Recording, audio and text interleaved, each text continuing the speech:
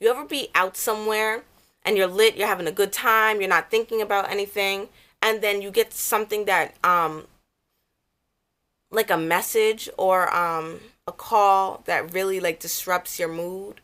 And it's almost like one of those things that you only like see in movies or hear about in other people's lives. You don't really think that it's gonna happen to you until like it happens to you. So I don't know what it was, but I just ended up checking my email. Like, I'm out and I ended up checking my email, like the end of the night, getting ready to hop in the Uber. And when I tell you, my spirits went from this to so low bar.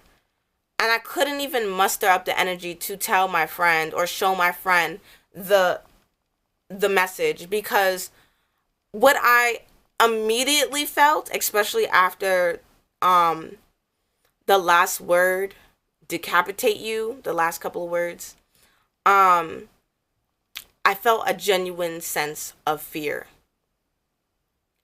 Be very careful. I don't care what you do, just don't talk about me online. Talking about I never looked back. Yet you stalked my Instagram when I told you you're dead to me and messaged me with no response from a fake page. You also had your friend look at my story for you. I never knew you even changed your number. LOL. Chill. Nobody is chasing you. If I want harm done to you, it will be done. I let that life update go, but I'm not playing anymore. I'll put voodoo on you with no remorse. Say what you want to your family and friends. Just make sure none of that shit gets back to me through social media. Sick of that shit. Just move on and stop talking about me, because you'll see me at your doorstep or someone else on my behalf ready to decapitate you. This is a email I got yesterday at 8:10 p.m. Today is Saturday, December 1st. So I send that message, I screenshot it and I send that message to two loved ones, and we conversate about it later on. So let me give some contextual information behind this message. If you're familiar with this channel, you know that I was in a really bad relationship, right? At times, not all bad, but ultimately, if you want to paint the picture, what it is, a bad relationship, an abusive relationship, which I just was able to familiarize myself with the fact that I was in a domestic violent relationship. I didn't think that domestic violence applied to me in this context because I didn't have any physical bruises, and to my understanding of what domestic violence was, I never heard it expressed in the extent where suicidal manipulation could be abusive. You know, I never associated the two. I just associated, that kind of behavior with mental illness. I'm in this relationship and things aren't making sense. But I'm still trying to process through them, not just for myself, but for the growth of the relationship. Still trying to process things that are literally not making sense, trying to make sense of what doesn't make sense. And lo and behold, the picture ends up being painted very clear. And for a long while, everything was so fuzzy and so like masked with different things that I couldn't discern what was real and what was fake and what was good and what was bad. So being that the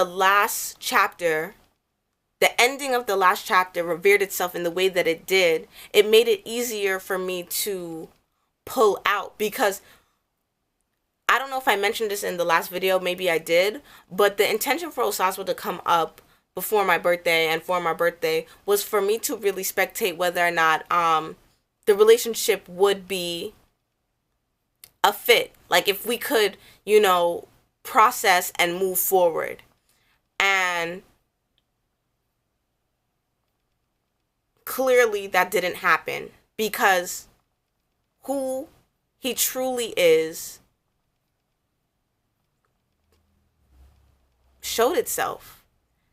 But it showed itself in a way that was so clear that I could see it in a way that I could not deny his true nature.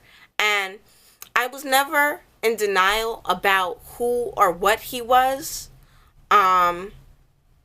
But I think I just always believed him to be better, or I always believed that he could be better.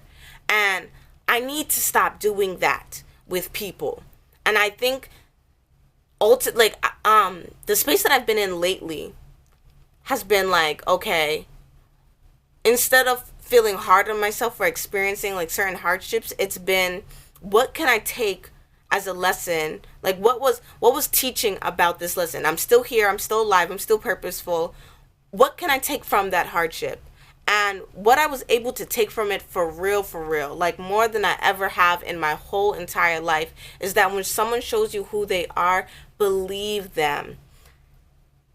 And I understand now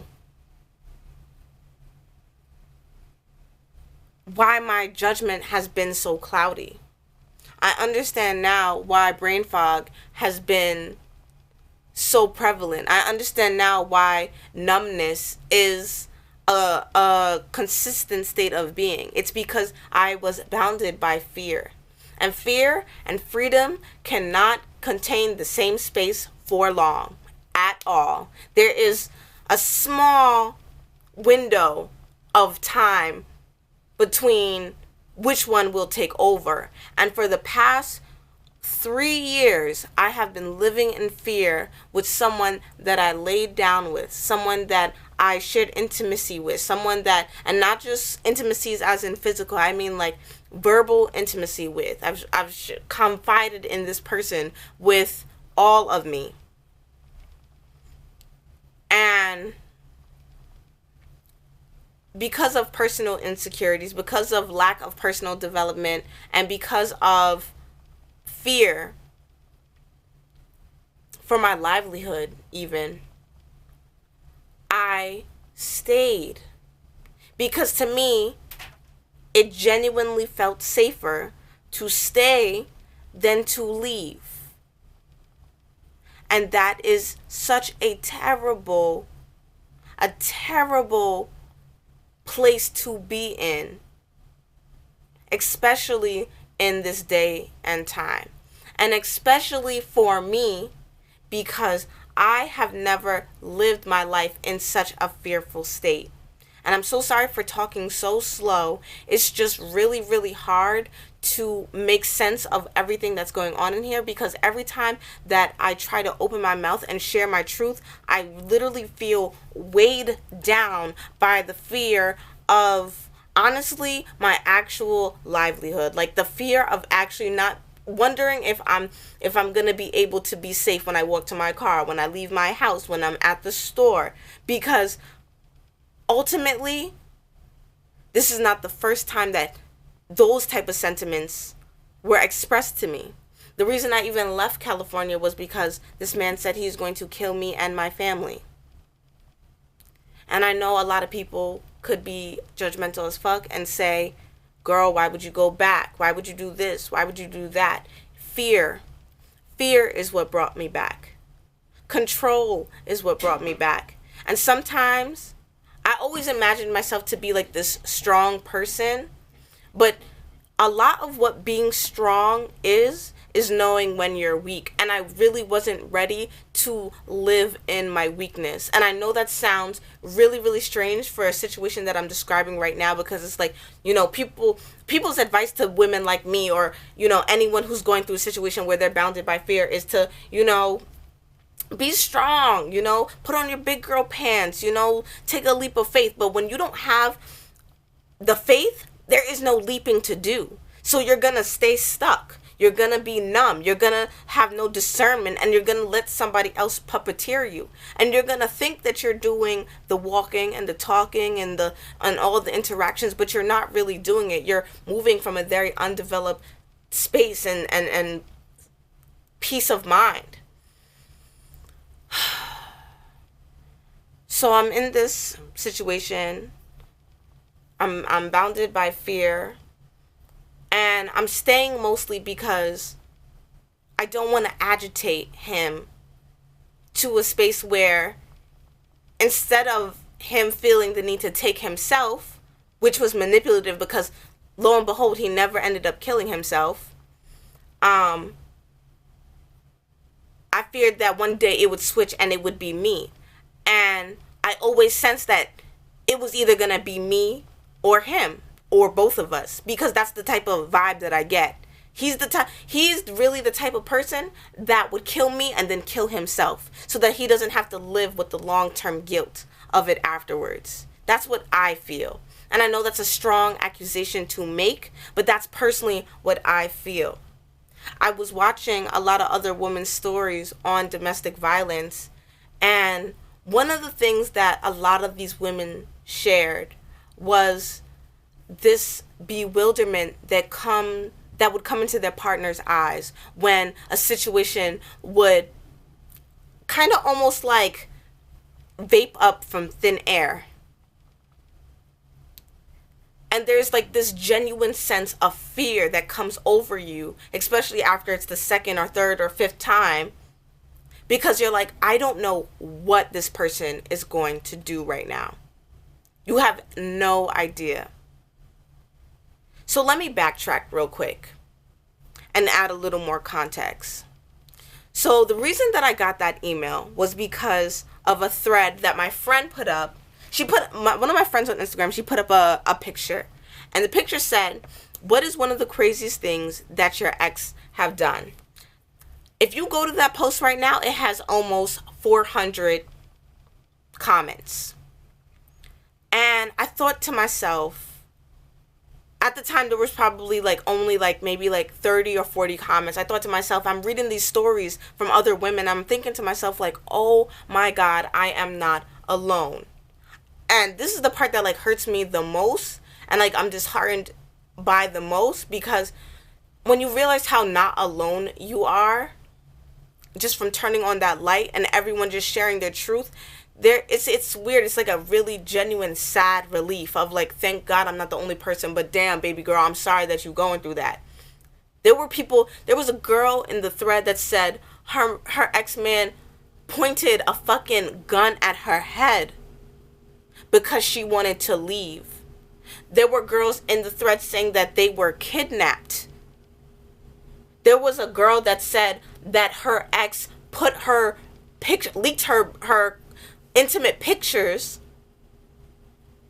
onto a website that allowed strange men to contact her. And I thought to myself, oh my God, really, oh my God,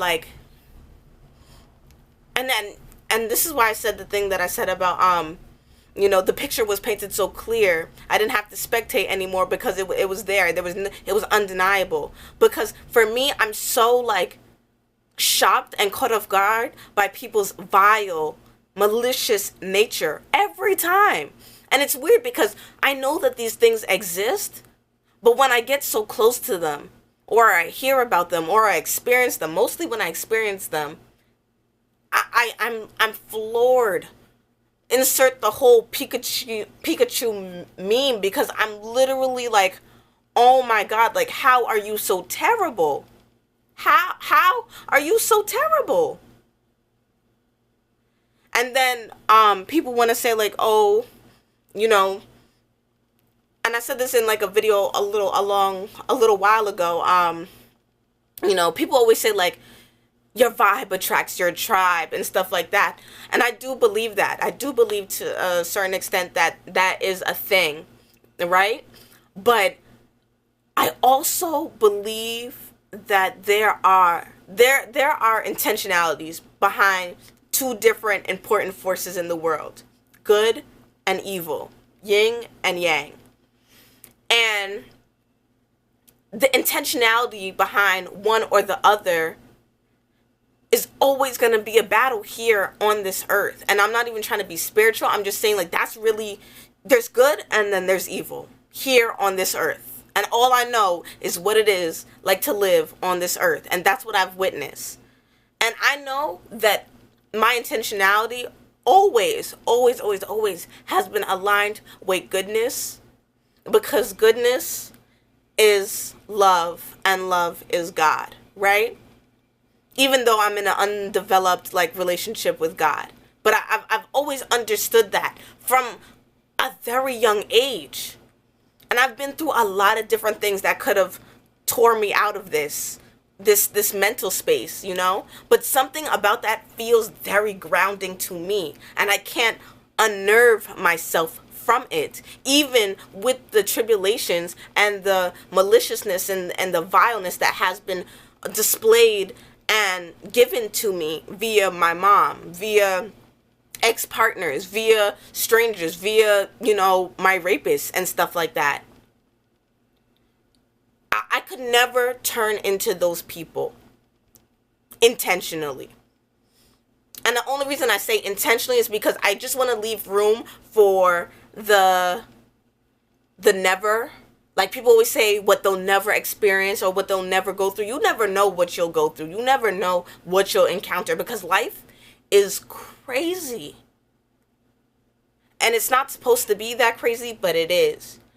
And your job as a person who's in control of your full autonomy, or the person who's if you're trying to be in control of your full self as much as possible, as much as you possibly can be, because you have to know that control is not something that you can obtain in all ways and senses of the matter, but it's to create balance in your life. And that has been what's missing from my life for the longest time, this sense of balance. So I'm getting questions from you guys like, hey Sade, why aren't you sharing? Why aren't you having conversations with us? Why aren't you, we miss you, girl. Girl, I miss me too. And I said this before, like, I'm really fucked up right now.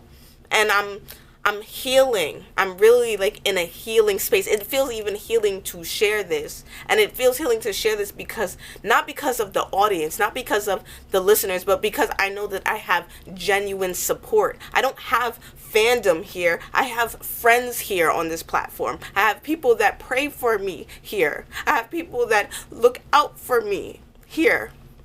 And that's why YouTube is so sacred to me and so special to me. So it's interesting to know that he expressed himself in this way enough to say, like, I don't want you talking about me on none of your social medias and stuff like that. Nigga, this ain't about you. This is about the situation. This is about turning on the light so people can see my scars. And they're not physical, clearly. But I need people to know, because if this can help someone, I will feel that much better. Because a lot of the times we think that what we're going through is an isolated experience. It is a lonely experience. It's just me, And I knew that people were going through, the same things, but I didn't know that they were going through it like me. But some of these girls is going through it worse. And my heart is fully extended to them, and I wish I had the capability to help them and to pull them out, because sometimes it's too late. And I can't even tell you right now, like, whether or not it's too late for me, because that message is so clear. I'll decapitate you, And the thing about, abusers and stuff like that, it doesn't matter how much you step on your toes and how quiet you are. Anything you do can create friction to such an agile person. And that is not balance. That is not freedom. That is hatefulness. That is survival. That is everything opposed to love. And that's not something I want to be associated with. And I can't even say that I don't know how I got so close to it, because I do know. I know through fear and through manipulation and through control. I just kind of get pulled and pulled and pulled and pulled and pulled and pulled closer to it. But now that I'm out of it, I don't have to spectate it anymore. It made itself very clear and prominent. I can move away from it as far as possible. But I don't know, again, how safe that makes me in the fact that I'm gonna share what I'm sharing, because again, it doesn't matter how quiet I'm moving or how loud I'm stomping my feet and how much I'm trying to make noise. Anybody who has the intention to do wrong will do to the best of their ability. I feel like I just talked in circles, and I apologize if I did. That's how my brain feels sometimes. I feel like I never get to the point. I'm just in a circle. I'm in a cycle. And I know it's a part of the healing process, but I can't wait till I spin out to a point, and not of like a spiral downward downfall, but like I want to spin out to a point, right? And a point of this it's over, you know? And not like the situation is already over, but I'm saying like it's a burden that is lifted. That will be the point.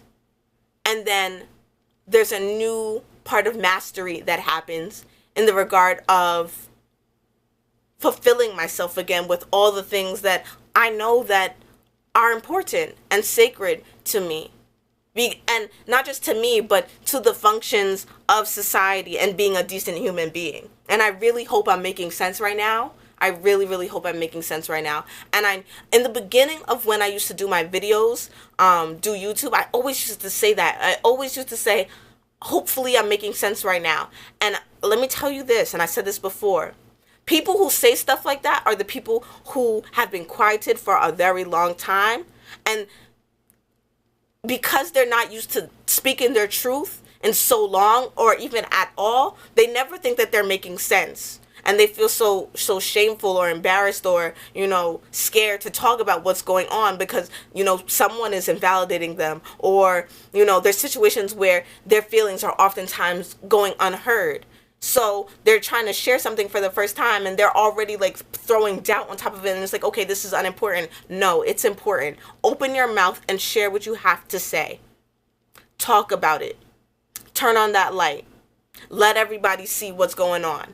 Because once you do that, the burdens will start lifting off of you. I promise you. I promise you. I promise you. I can't promise you safety. I can't even promise my own safety.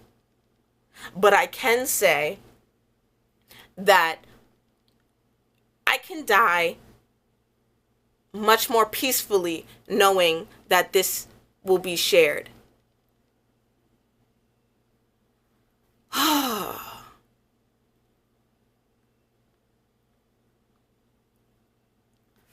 I intend on doing some particular acts of protection for myself in paper, legally, but also spiritually.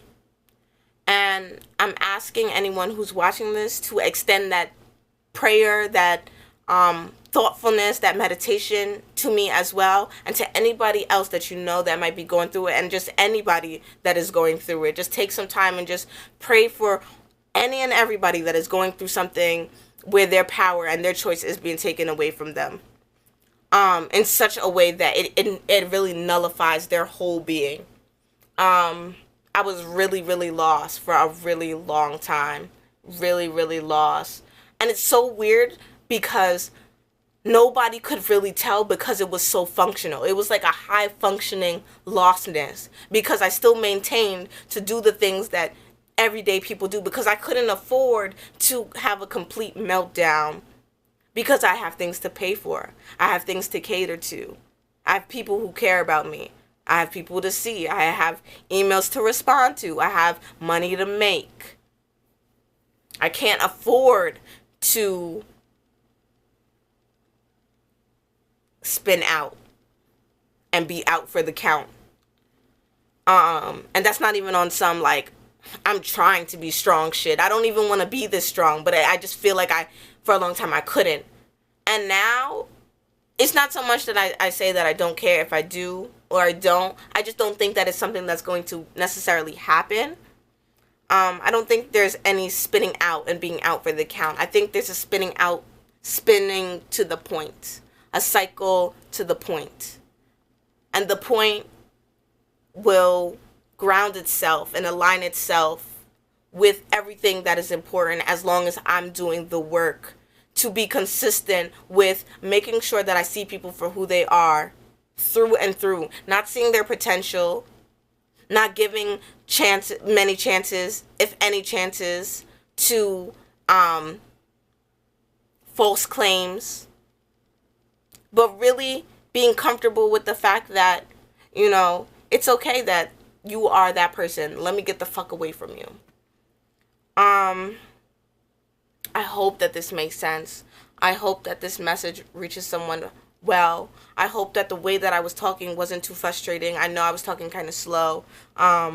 Usually when I get to my point, it's easier for me to talk a little more fluidly, and otherwise it's harder. So yeah, I love you guys so much. Yeah, I love you guys so much. I love you guys so much. Thank you for listening to me. Thank you, thank you, thank you, thank you, thank you. Like, I cannot say it enough. Sometimes I don't even say it because I'm overwhelmed with how much I have to say it. Not just, here on this platform, but even on my Instagram. You guys are so fucking supportive and loving. I really have, like, a niche of, like, women and people who care about me and care about each other, even in the way that you guys communicate with each other in the comments. It's so loving, especially on these types of videos, which is why I understand your wanting for them. It's gonna take time for me to get back into this, It's gonna take some time. I love you guys, and I will talk to you guys later. Hair videos and all that type of stuff you'll probably see soon. A bitch gotta pay rent. All right, love you guys.